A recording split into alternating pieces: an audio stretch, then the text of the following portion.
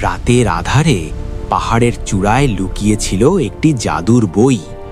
বইয়ের পাহারাদার ছিল এক বিশাল রাক্ষস, যার লাল চোখে যেন আগুন জ্বলে। কেউ কাছে গেলে সে গর্জন করত, পাহাড় কাঁপত। ছোট্ট ছেলে রাহুল জানত বইটি গ্রামের ভাগ্য বদলে দিতে পারে। রাতের নিস্তব্ধতায় সে ধীরে ধীরে পাহাড়ের দিকে উঠল। হঠাৎ গাছের পাতা হালকা কেঁপে উঠল, আর রাক্ষসটি ছায়ার মতো ঘুরতে লাগল। রাহুলের হৃদয় দ্রুত ধড়ধড় করছিল, কিন্তু সে থেমে থাকল না। সততার আলো দেখেই রাক্ষসের চোখে এক অদ্ভুত শান্তি নেমে এলো। বইটি রাহুলের হাতে এসে পড়ল। তখনই পাহাড়ের অন্ধকার যেন ভেঙে গেল, কিন্তু কেউ জানত না যে রাতের ছায়ার মধ্যে আর কি কি রহস্য লুকিয়ে আছে।